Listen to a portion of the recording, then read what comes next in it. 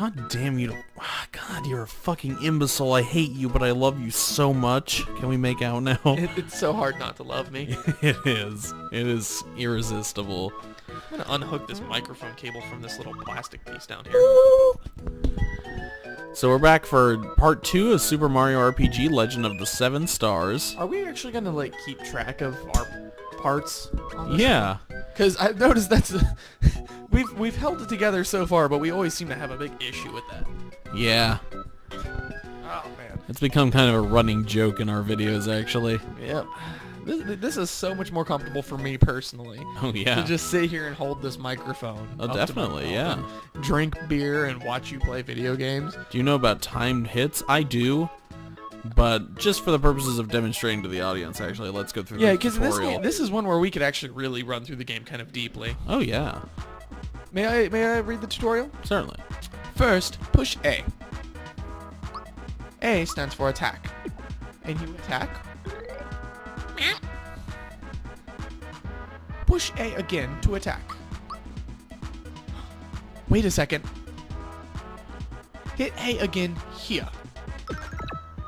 Just before you land your strike, if you hit A again, when successful, your attack changes and damage increases.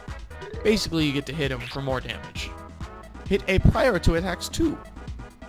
Good timing. This can help you decrease the amount of damage done to you. Whitey. It won't always work though. Now try a special strike.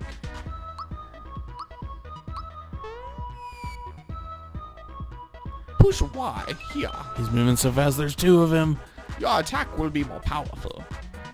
Learn special skills. As you gain experience, they're on the menu. Yeah, basically it's like Final Fantasy VIII. Oh, read about them, okay? Sorry. But it's like Final Fantasy VIII or Legend of Dragoon, where you press the button, right as you're hitting, and it'll do more damage. It works for attack and defense. So all of that was rooted in this game. You can do that in Final Fantasy VIII? Yeah, well, for Squall specifically. Oh, I think okay. They say it doesn't work for other characters, but I swear it does. Oh, okay. I had no idea, actually. Yeah, if you pull R1 when Squall attacks, it unleashes his gunblade trigger. Oh, and okay. he hits for harder. But And I just love the fact that, like, the Mario RPGs, they make grinding into, like, fun. Mm-hmm. Like, you don't try to avoid battles because it's fun to play the battles. Right.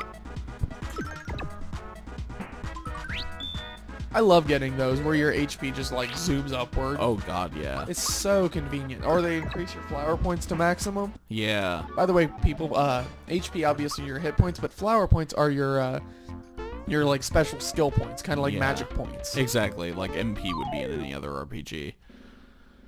This is so good. It is. I love this game. I could sit here and just watch you play this like for the next 10 days. Well, that's good because that's pretty much what you're gonna do. Oh shit. I botched my blocking that turn. Nah, it's alright. Oh, yeah, there we go. My HP's back to max. This is seriously such a good game. And I realized we were concerned about file size, which is why we had the timer going the last one, which we're probably going to continue that fashion to try and keep things more organized, as we mentioned in the last episode. But I think the reason that the file size wasn't so small is even though they are rendered graphics or pre-rendered, they're static. Yeah, that's true. So even though there's a lot of detail in the beauty, they're very static images. Nothing is really going on. Especially during the battle, you just have a couple emotions going on. Fucking Goomba shot a needle at me. Since when can they do that? The Goombas in this game were hard asses. Yeah, that's true. They don't walk side to side. They shoot needles at you.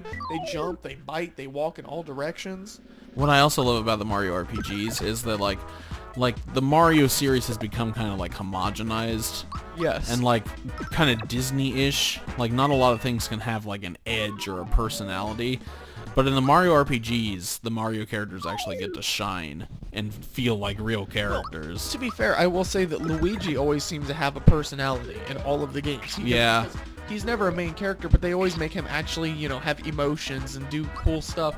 Mario doesn't seem to do a goddamn thing. Yeah, it's mainly Mario and Peach that don't have much of a personality. Which they're the main focus of the game. Bowser even has a personality. He's the main antagonist. Yeah. He's more interesting than both of them combined. Yeah, and in the RPGs, Bowser has the best personality. He really does.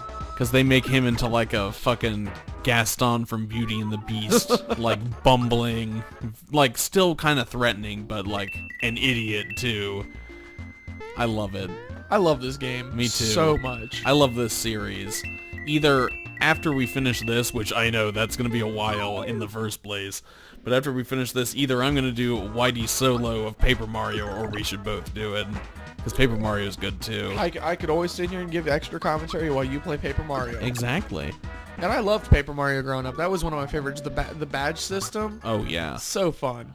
It's weird because these are really simple for RPGs, pretty much, but they're also really it's just a fun twist. Right. They add a lot of depth, even though they are very simple. Exactly. Well, it's kind of like the materia system in Final Fantasy VII, which I feel like I'm going to keep referencing that. Yeah. But the problem is, this was a favorite of mine, and that was a favorite of mine, and they have a lot of similarities. Oh yeah. Well, this one doesn't have the badge system, but, the materia system in Final Fantasy VII, it was very simple and straightforward. I leveled up! Woohoo! You could connect your two materias and all of that with, supporting and then offensive things or something like that. It wasn't very difficult at all. I think I'm gonna up my power. And then with the badge system, there was just a bunch of new abilities you got to fucking do. It was so cool. And it's also, I love how they're also platformers. Yes. They have platforming elements too. Oh god, it's so good. I'm sorry, this series is just gonna be us geeking out about how good this is. At least for the first 10 episodes, and then we'll probably get to episode 11 and get pissed off because we can't beat it. No, we're gonna be trucking through this, believe me. Ooh, almost dropped my beer. I know this game pretty much like the back of my hand. I've So do probably beaten it 15-ish times. Did you ever beat Colex? Culex, yeah. Colex. Is that what you call him? It's Culex. Yeah. I always figured it was Culex, I guess I don't know why I thought that. It made sense in my head until just now that it was Culex. I never would have thought of Culex. Yeah. I always just thought that sounded better. It kind of does. It's more dramatic than Colex is. Yeah. But I always thought it was Colex. But he's like this Final Fantasy style boss. He's not actually from a Final Fantasy game. I think they actually put him in a Final Fantasy game in recent years. There's a little bit of trivia. There's a boss later in this game called the Tsar Dragon, which is actually a cut boss from Final Fantasy VI. Right. It's really weird. Yep. But, later in Final Fantasy VI Advance, they added that boss back in. Mm-hmm. Yeah, Colex in this game, he's the hidden boss. Like a lot of Final Fantasy games have have the hidden bosses that you can fight that are much tougher than the final boss of the game. It's it's just kind of a thing that they've done at least since Final Fantasy VI, and it may have been also since 4, but I don't remember. Oh yeah, 4 had Bahamut, who was insanely hard. But oh really? I don't think he was harder than Zeromus though. Oh shit, no. Yeah, Zeromus was insanely hard. Zeromus is probably one of the hardest Final Fantasy bosses in history. That's probably why I struggled so hard with that one growing up, because I thought it was just me. Honestly, the whole moon section of that game is fucking brutal. I never had a problem with the moon, it was just Zeromus. He was the only issue I ever had. Really? Yeah. I always had issues with the moon. Like, I play through that game every year-ish or so, because I love Final Fantasy IV. But a lot of my playthroughs end when I get to the moon. Yeah. I'm just like, I can't handle this right now. All this grinding. Yeah, it's pretty rough. Oh shit, the alarm's going off. Oh, is that what that is? Yeah, that's what that is. I thought I was hearing noises. Me too, and Man, it was that actually 10 kind of minutes went scaring so me. fast. I know. Man. Yeah, we're just gonna get out of this area. We're gonna walk up to the boss here, and we'll leave this off on a cliffhanger. We'll see you guys next time. Farewell.